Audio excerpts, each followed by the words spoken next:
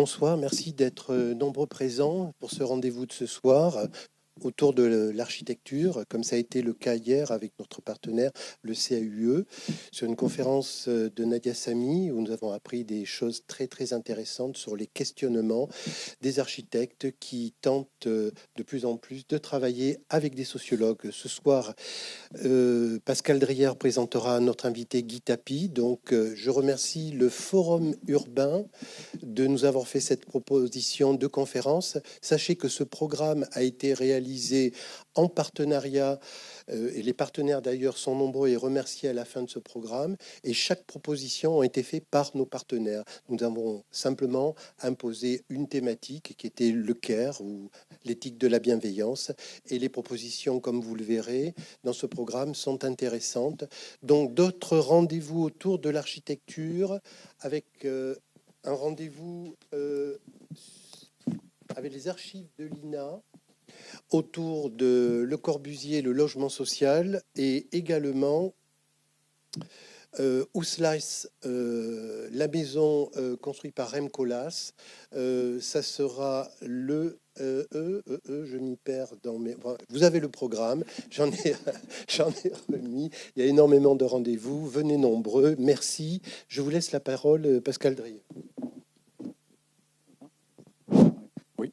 Bonsoir à tous. Tout d'abord, merci à la bibliothèque Mériadec d'accueillir cette rencontre du Forum urbain ce soir. Je viens de Lyon. Je suis donc Pascal Drière. Je coordonne une entité un peu spéciale au sein de Leroy Merlin France, l'entreprise de bricolage que vous connaissez certainement, qui s'appelle Leroy Merlin Source, qui n'est pas connu du grand public et qui est un réseau de recherche sur l'habitat qui existe depuis 2005. Et une de nos originalités, c'est de nous être intéressés à la question de l'habitat dans le temps du vieillir depuis 2005. Pour ceux qui ont la mémoire de l'année 2005, il y a eu la promulgation d'une loi sur l'adaptation de la société aux personnes en situation de handicap, qui était une grande loi cadre, et on a espéré à un moment qu'il y aurait une sorte de convergence entre le handicap et le vieillissement, convergence qui n'a pas eu lieu et qui nous a peut-être ralenti dans notre prise en compte du vieillissement. Et j'ai travaillé avec Guy Tapie sur un projet de recherche récemment, et c'est ce qui explique cette invitation à venir dialoguer avec Guy et avec vous ensuite autour de la thématique de l'habitat dans le temps du vieillir, dans le vieillissement. Donc pour ceux qui ne le savent pas, le Forum urbain, c'est un centre d'innovation sociétale sur la ville dont la mission est de faciliter les collaborations entre les sciences humaines et sociales au sens large, Guy pourra revenir là-dessus, et les acteurs de l'ensemble du territoire. Alors, pour rentrer tout de suite dans le vif du débat, on vous propose 3 temps. Un premier temps qui va donner la parole à Guy Tapie, qui va nous présenter les résultats d'une grande recherche qui s'est conduite à l'échelle du territoire sur la thématique habitat et vieillissement en Nouvelle-Aquitaine. Ensuite, la projection d'un court film de 15 minutes qui illustre la problématique des travaux chez une personne âgée vivant en ville avec un certain nombre de problématiques qui ne sont pas seulement celles de l'adaptation de son logement à son vieillissement, mais aussi celles de la question énergétique, puisque c'est une question qui est souvent liée dans le vieillissement et dans le grand vieillissement. Et ensuite, on vous proposera entre 20 et 30 minutes d'échange en fonction du temps qui nous restera. Et comme consigne, parce qu'il faut toujours des consignes, si vous en êtes tous d'accord, toutes et tous d'accord, je vous propose de prendre vos notes dans vos têtes ou sur des petits morceaux de papier et de les réserver après la projection pour que vous puissiez réagir à la fois sur ce que l'apport de Guy Tapie et le film auront suscité en vous. Pardon. Guy Tapie, vous êtes sociologue, vous travaillez au laboratoire Pavé à l'École nationale supérieure d'architecture de Bordeaux et vous allez nous présenter donc les résultats de ce grand travail qui a été conduit à l'échelle du territoire aquitain autour de l'habitat et du vieillissement. Donc, pour rappeler, je vais présenter pendant une demi-heure les résultats d'un travail à partir du commentaire d'un certain nombre de diapos qui illustrent notre démarche de recherche sur les liens qu'il y a entre habitat et vieillissement, et puis quelques résultats qui ne sont pas exhaustifs concernant notre recherche et notre travail. Alors, je précise que le programme de recherche a été financé par la région Nouvelle-Aquitaine et principalement par le conseil départemental de Gironde. Et ils sont dans la salle. On a beaucoup coopéré avec 2 jeunes collègues, Manon Labarchède et Maël Gonod qui me poseront après peut-être quelques questions ou qui pourront y répondre, bien sûr, à celles que vous vous posez et que vous voulez qu'on approfondisse peut-être certains aspects. Alors le thème, c'est habitat et vieillissement. Nous, on s'y est intéressé parce que c'était à l'école d'architecture et de paysage, notre laboratoire travaillait beaucoup sur les problématiques d'habitat en croisant les sciences humaines et l'architecture. Alors je vais dire quand même en préambule et en quelques mots d'introductifs ce que ça représente cette problématique-là, bien qu'elle soit évidente pour tout le monde, puisque on habite quelque part, on a tous une expérience de vie, de mode de vie, de ces espaces de vie. Et pour moi, ça fait partie, au moins jusqu'à présent dans nos sociétés, maintenant il y a les questions de santé, mais avec le travail et l'habitat, c'est deux vecteurs d'identification fondamentaux dans les sociétés occidentales ou pas. Alors notre axe d'attaque de cette question sur le vieillissement, c'est de croiser architecture et sociologie et de mettre en avant le rapport existentiel entre lieu de vie et personne. Donc on croise systématiquement, au fond, une observation sur les espaces de vie, qui ne se réduisent pas, comme je vais le dire plus tard, au logement, et sur la manière dont les personnes se les représentent et les vivent. Alors les trois photos sont évocateurs de ce lien entre architecture et sociologie, habitat et société. La première, c'est le développement des villes chinoises. J'ai aucun rapport avec l'actualité, mais qui montre bien comment, au fond, les espaces architecturés disent ce qu'est la société. Et là, on voit bien la transition qu'il peut y avoir entre des sociétés rurales et des sociétés très industrialisées. Et on voit bien comment il y a une confrontation entre un habitat qui représentait une certaine forme de développement et un autre, là en l'occurrence ce sont les grands ensembles de logements sociaux qui représentent un autre stade de développement. À un autre niveau, la deuxième photo de ce monsieur dans son logement, c'est Ho Chi Minh qui défend son territoire de vie. Alors bien sûr, il y a des différences culturelles entre les modes d'habiter des individus, des groupes, des sociétés. Et là, on voit bien comment il y a une appropriation qui s'est produite et comment ça constitue son lieu de vie. Et puis la troisième photo, c'est une personne qu'on a interrogée, une vieille dame dans son logement.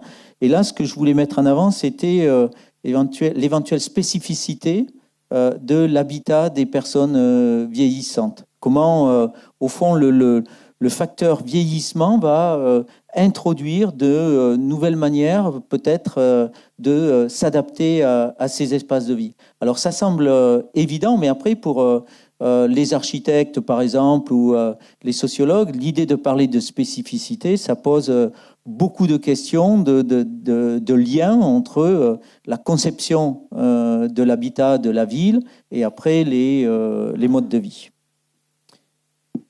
Alors, le logement, il a une forte charge identitaire pour les personnes vieillissantes elles-mêmes et leur entourage. C'est ce lieu familier que tout le monde connaît, où on trouve les traces de son passé et l'expression de ses projets. Parce qu'effectivement, plus on vieillit, plus ça veut dire qu'on peut avoir aussi encore des projets. Et c'est une nouvelle donne qui s'observe dans les sociétés contemporaines. Le domicile, c'est là où la personne est maître chez elle au prix d'une réorganisation de ses espaces de vie et qui est motivée par une aspiration à y rester le plus longtemps. Et c'est effectivement un lieu commun, mais qui est important à noter que quand on interroge ces catégories de personnes, l'idée c'est de rester au domicile le plus longtemps. Parce que justement, il a une signification par rapport à sa propre biographie personnelle, par rapport à ce que l'on a pu connaître, par rapport à les épreuves qu'on a pu subir, mais aussi, bien sûr, les souvenirs positifs que l'on garde de la constitution d'une lignée familiale, sociale. Et le domicile, il ne se réduit pas à l'intérieur du logement et il intègre l'environnement familier.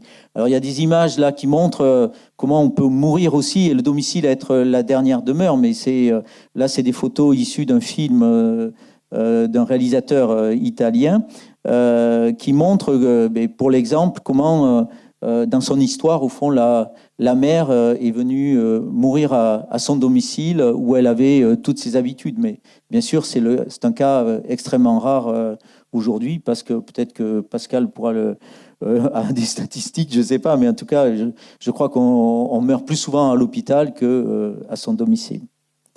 Alors, donc nous, c'est notre prisme d'attaque, ce lien qu'il existe, qu'on essaye de décoder et de mettre en rapport dans notre recherche qui a pris comme objet plusieurs types d'habitats. D'abord, les EHPAD, dont je rappelle qu'ils sont minoritaires en nombre et qui sont assimilés dans la conscience collective à l'habitat des plus âgés. Parce qu'il y a une forme d'historicité de ce qu'est la maison de retraite et les établissements médicalisés. Bien sûr, ça a un lien avec le passé, mais dans notre société, on fonctionne aussi par le maintien, le développement de représentations dans la conscience collective, et notamment dans le domaine de l'habitat, qui font quelquefois force de loi. Et l'association entre ce type d'établissement et bien sûr les personnes de grand âge, eh bien, fait partie nous de nos centres d'intérêt, parce qu'on voit bien que soit pour s'en prémunir, soit pour le critiquer, ça devient un lieu qui fait sens dans notre histoire collective. Puis on s'est intéressé à une deuxième catégorie d'habitat, c'est les résidences-services qui sont publiques ou privées et qui sont spécifiquement créés pour les plus âgés. Alors, dans le champ de l'habitat et de la promotion sociale publique, ça existe depuis une quarantaine d'années. Mais il y a eu un boom dans le secteur privé des résidences qui associent une fonction logement et des fonctions de service qui s'adressent spécifiquement aux seniors. Et donc là, il y a une offre commerciale de promotion immobilière qui forme un package qui a été très inspiré par les gated communities nord-américaines, qui sont les premières à avoir, au fond, accueilli une catégorie de population spécifique, là, liée au fait qu'on a le même âge. Ensuite, il y a le domicile historique. Ça peut être une maison, un appartement qui est occupé pendant plusieurs années, voire décennies. C'est lié à l'histoire familiale et à des événements majeurs d'une vie. Alors, les images que j'ai montrées là, c'est l'habitat individuel, parce qu'aujourd'hui, il est dominant dans notre société. Donc, effectivement, ça devient un mode d'habiter des personnes âgées et vieillissantes important. Mais ça ne veut pas dire qu'on va y rester toute sa vie, mais n'empêche que c'est quand même un élément de référence important.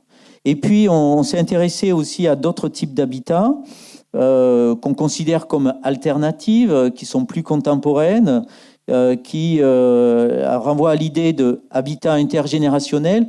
Comment, dans une structure, dans un domicile ou dans une structure collective, vont pouvoir cohabiter plusieurs générations. Et aujourd'hui, on considère que ça fait partie des innovations en matière d'habitat que de promouvoir l'intergénérationnalité résidentielle ou dans le logement, pour restaurer d'une certaine manière une forme d'identité sociale au travers de cette mixité générationnelle. Et puis, dans le domaine de l'habitat, il y a aussi aujourd'hui des processus qui sont très à la mode, qu'on appelle habitat participatif, ou face au développement des produits immobiliers qui sont un peu qui s'adressent à tous les publics, à tous les usages. On essaye de promouvoir des formes d'habitat qui associent l'usager final, le client final, dans le processus de conception initiale. C'est-à-dire que on intègre le plus tôt possible les interrogations que peuvent avoir en matière d'espace de vie et d'architecture les futurs usagers. Et ça fonctionne bien aussi pour les personnes âgées, où on a vu, alors c'est à la marge, hein, c'est pas les plus nombreux, mais des projets qui essayent au fond d'intégrer le plus tôt possible les personnes âgées dans la conception de leur habitat, parce qu'autrement les promoteurs immobiliers privés, ils ont déjà des modèles un peu tout faits qui font évoluer, mais qui au fond sont et restent des modèles et qui peuvent parfois limiter l'appropriation. Alors contextualiser, c'est l'idée de dire on est face à une catégorie de population qui a évolué, dont il faut prendre en compte les transformations de ces 3 ou 4 dernières décennies. Parce qu'en fait, c'est ces 3 ou 4 dernières décennies qui montrent l'évolution de cette catégorie de population. Le premier, c'est, vous ne devez pas le lire de là où vous êtes, c'est à partir de la fin des années 50, c'est l'évolution des cycles générationnels. Et on considère qu'on passe de 3 états, l'enfance, l'adulte, la vieillesse, à 4.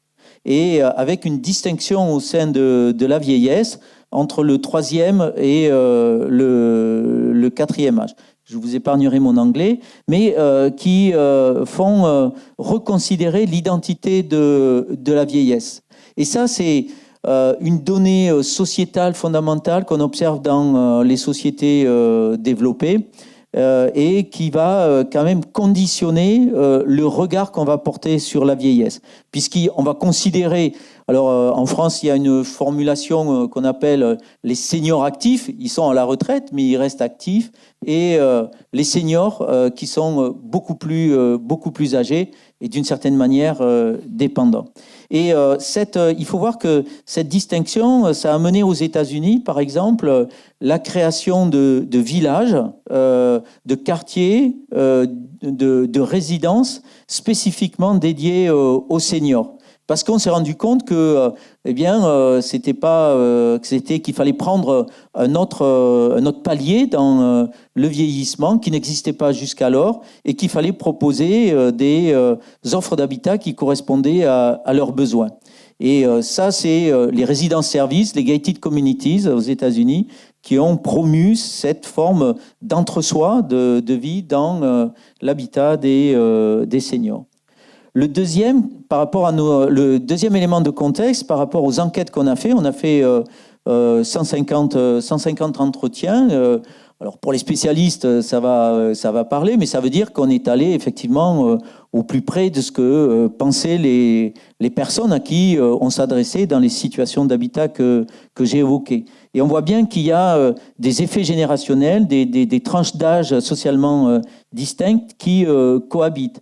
C'est la génération des plus âgés, dont les pratiques et les attentes ont été façonnées pour beaucoup par des conditions de vie difficiles pendant leur jeunesse, qui ont connu l'inconfort, puis le progrès économique et social. Ils ont connu aussi l'augmentation de l'activité économique, l'amélioration du niveau de vie, la contraception. Et quand on interroge bien sûr cette génération-là, on voit 75 ans ou 80 ans ou plus d'histoire de la société française et comment le confort dans l'habitat a été un moment fondamental et un signe fondamental de progrès économique et social. Et quand les personnes racontent justement leurs conditions de vie de l'époque et après ce qu'ils ont connu comme parents et ce qu'ils connaissent aujourd'hui, il y a bien sûr une transformation assez radicale. La deuxième génération, c'est les baby-boomers qui ont vécu au cœur des transformations sociales, économiques et culturelles des 30 glorieuses. C'est au fond la génération qui est arrivée avec un niveau d'éducation de plus en plus élevé et des ressources financières aussi beaucoup plus conséquentes. Et les statistiques aujourd'hui le montrent. Pour l'instant, les seniors ont un niveau de vie beaucoup plus élevé aujourd'hui qu'ils n'avaient il y a 10, 15 ans, 20 ans, 30 ans. Donc les baby-boomers, ils ont vécu ce progrès économique et aujourd'hui, bien sûr, qui est réinterrogé par les sociologues qui observent les transformations de la société contemporaine. Et puis, il y a les plus jeunes vieux, ceux qui arrivent maintenant, qui sont imprégnés des technologies du numérique et surtout de la recherche d'un bien-être individuel qui est porté par des aspirations de plus en plus personnalisées. Donc, dans le monde aujourd'hui des personnes âgées et du vieillissement, vont cohabiter ces trois générations et bien sûr qui n'ont pas forcément les mêmes pratiques et les mêmes aspirations. Alors, ce qui avant était des épreuves communes à presque l'ensemble d'une génération, l'arrivée des baby-boomers principalement, ça va individualiser les parcours vécus. Et il y a de plus en plus d'expériences que chacun revendique pour soi en matière de mode de vie et d'usage des espaces. Bien sûr, on a tous des choses en commun. Je suis sûr qu'on a tous une salle de bain, on a tous une cuisine, etc. Mais aujourd'hui, grâce au développement du confort, mais on va ressentir les choses de manière différente. Comme on va ressentir les choses de manière différente concernant son capital santé, qui est bien sûr très important dans le vieillissement. Et les gériatres, aujourd'hui, prennent en compte cette subjectivité. C'est pas simplement l'état clinique de la personne qui va mesurer son capital sanitaire, c'est la façon dont elle va le vivre. Et ça rend beaucoup plus difficile les politiques publiques parce que, au fond, chacun peut revendiquer son mode de vie, son expérience, comme étant, au fond, l'étalon pour mesurer ce qu'il faut faire. Alors, il faut voir qu'un autre phénomène qui a beaucoup changé. En 1970, en France, il y avait 2,5% de divorcés parmi les plus de 65 ans. Ils sont 5,6 6% on va dire en 2006 et 10% en 2017. C'est d'un point de vue démographique, alors on passe de 2 à 10% en plusieurs décennies. C'est une évolution très très importante. Et on va le retrouver, bien sûr, dans le parcours de vie des personnes, parce que les statistiques ne sont pas indépendantes non plus de ce que vivent les personnes. Et on va voir qu'au veuvage féminin traditionnel, puisque vous le savez tous, l'espérance de vie des femmes était plus longue que pour les hommes, eh bien, va se greffer ou va s'y substituer des ruptures familiales et conjugales qui vont changer, en fait, le mode de vie des personnes. On voit aussi qu'en général, troisième élément, il y a une amélioration des conditions économiques et matérielles de vie. Je l'ai dit, mais il faut vraiment le rappeler comme étant fondamental de l'expression des sociétés contemporaines. Alors, on a été amené à distinguer, comme je l'ai dit tout à l'heure, seniors actifs et personnes dépendantes, qui est une ligne de conduite dans l'approche de la vieillesse. Effectivement, la dépendance et le handicap est... Pascal pourra mieux en parler que moi, dans ce rapport handicap dépendance et handicap vieillesse, eh bien aujourd'hui c'est quand même la dépendance qui fait référence dans ce qu'est l'identité de la vieillesse. Alors il faut voir que la majorité des personnes âgées de 65 ans ou plus vivent jusqu'à un âge avancé à leur domicile. En 2015, il y a moins de 2% des 65-74 ans qui résident en institution et cette part va bien sûr augmenter avec l'âge. L'âge d'entrée pour les EHPAD est quasiment aujourd'hui de 85 ans. Il a de plus en plus reculé depuis ces dernières années pour une durée de séjour, mais ça, c'est peut-être la vie aussi, de 2 ans et 5 mois. Bon, les statistiques peuvent paraître quelquefois un peu dures, mais c'est la logique, au fond, de notre existence. Alors, en 2016, 70% des 65-79 ans donc, occupent une maison et 65% de plus de 80 ans. Donc, vous voyez que le domicile constitue la grande part de l'habitat des personnes âgées. Les plus de 65 ans sont très majoritairement des propriétaires et pour les 3/4 d'entre eux, des propriétaires occupants, c'est-à-dire qui vivent dans leur logement. Et ça renvoie à un processus d'accession à la propriété. Alors, bien sûr, et ça c'est une interrogation que portent les politiques publiques, le logement des personnes âgées est sous-occupé. Parce que, au fond, ils sont beaucoup dans une situation de sous-peuplement très accentuée.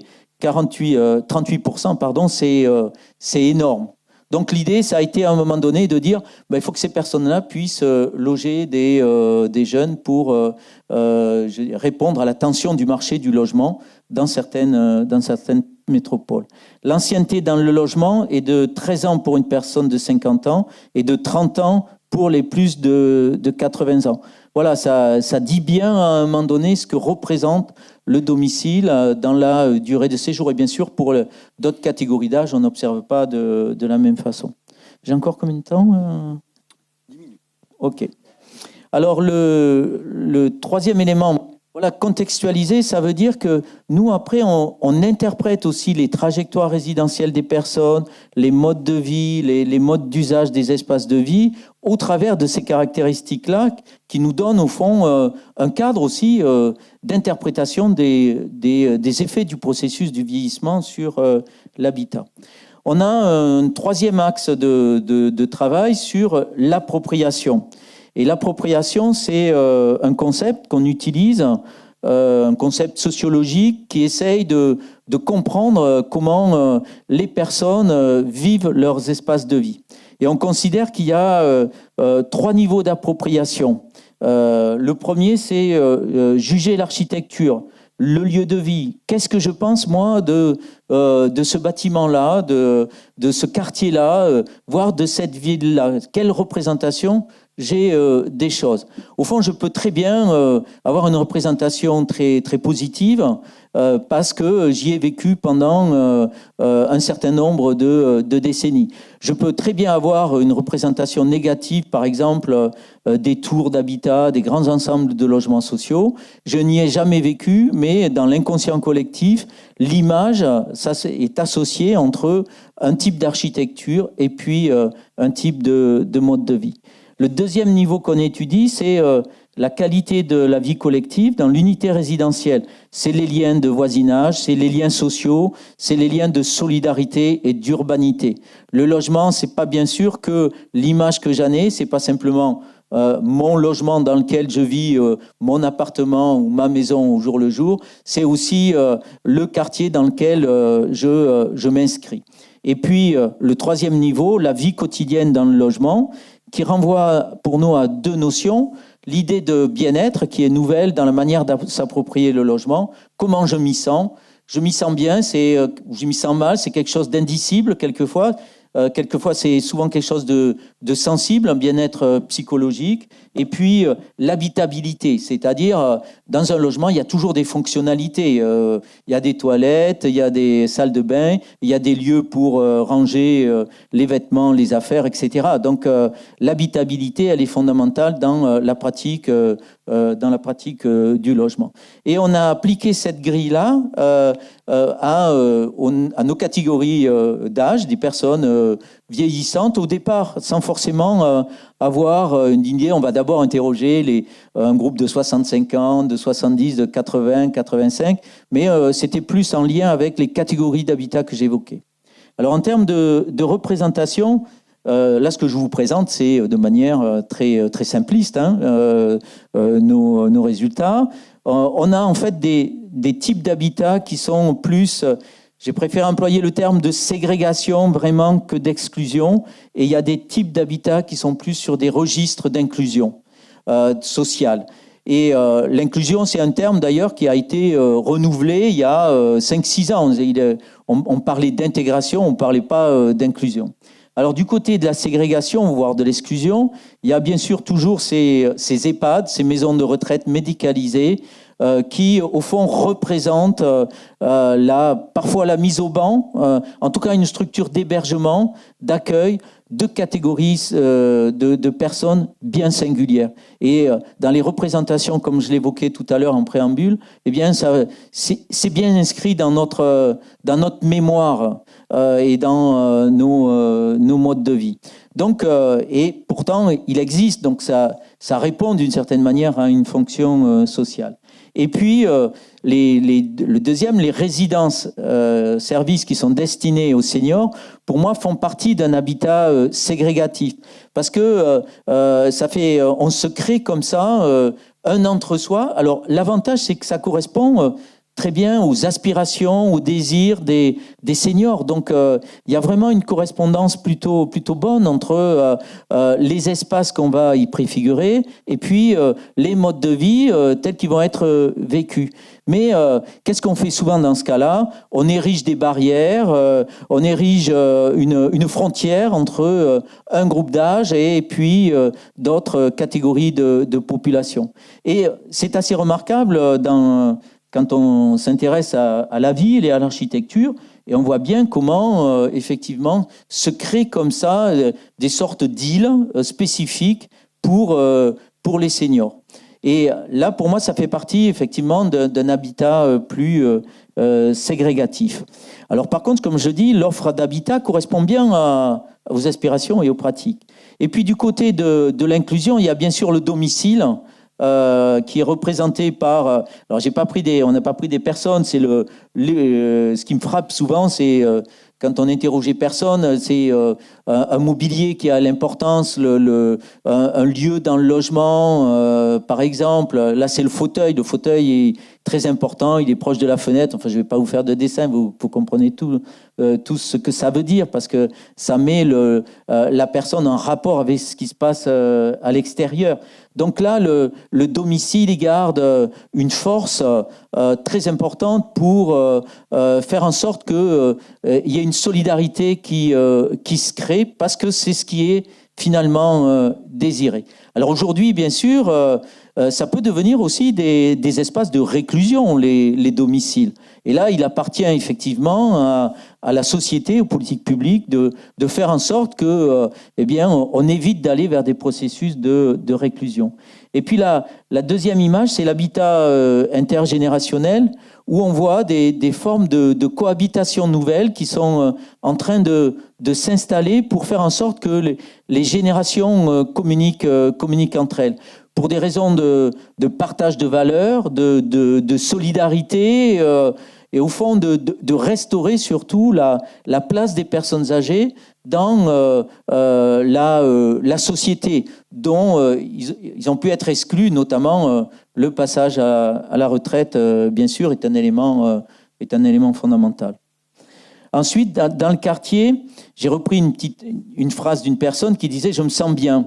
Qu'est-ce que peut dire le sociologue de plus là-dessus? Il répète, la personne se sent bien dans le quartier, parce qu'il y a effectivement un attachement à un voisinage et à une ville.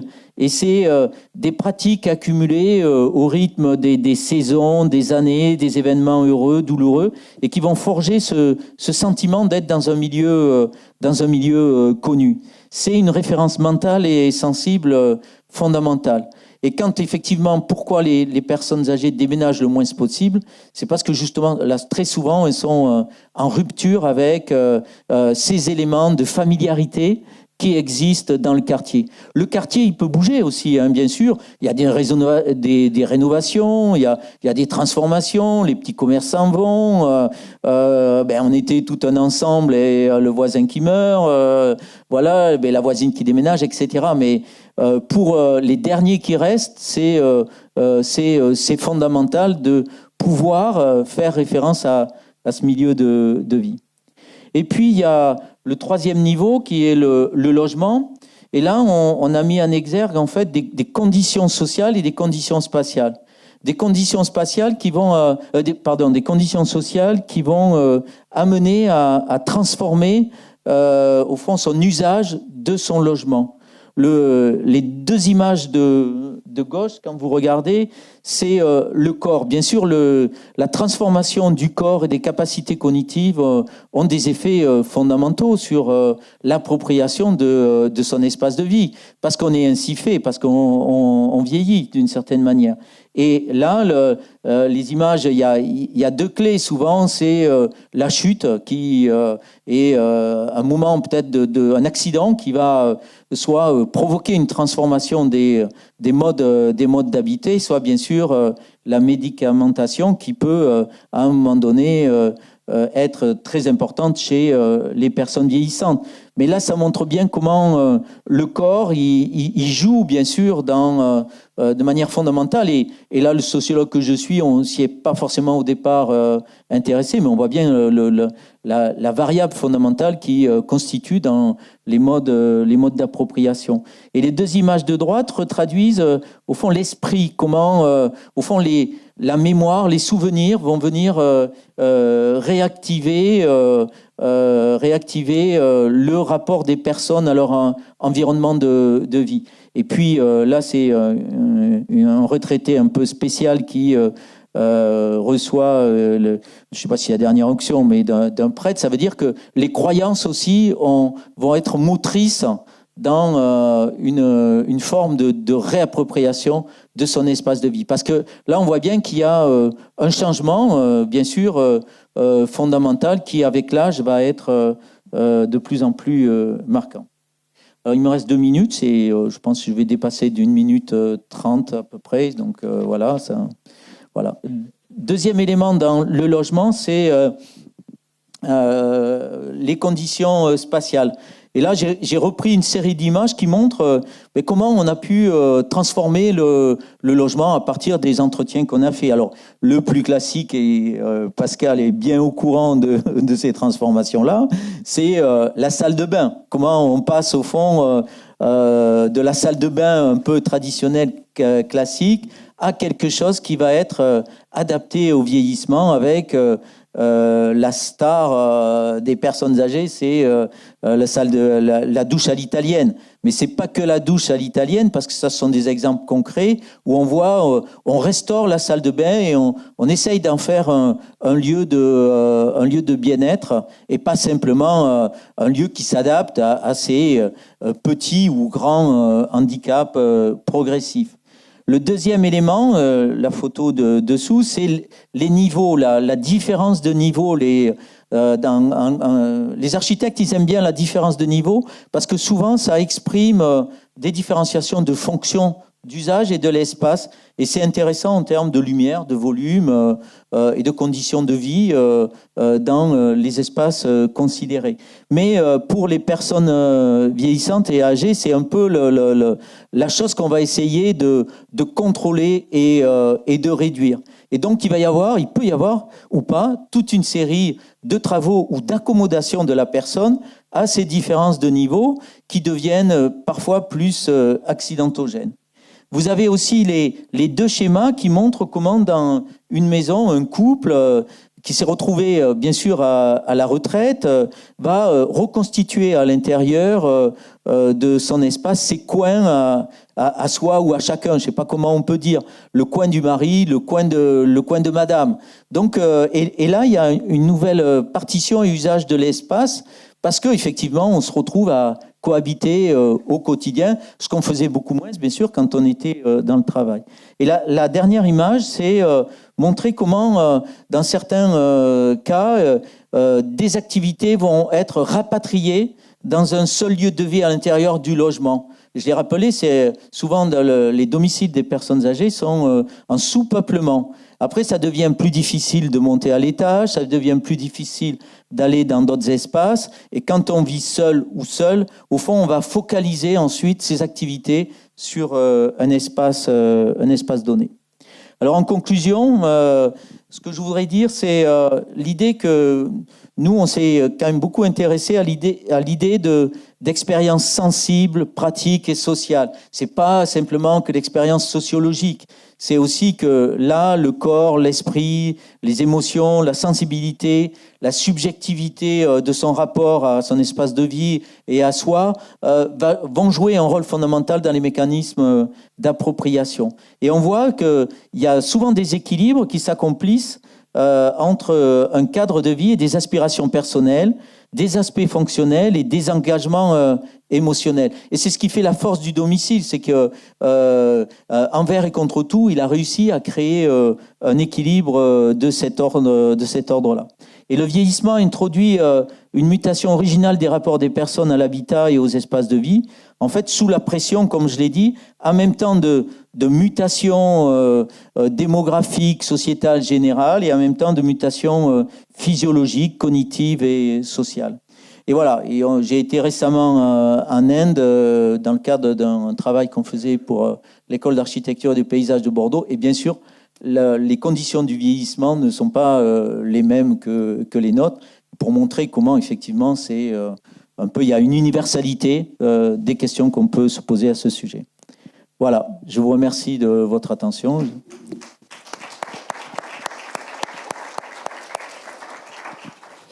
Merci beaucoup Guy de cette présentation.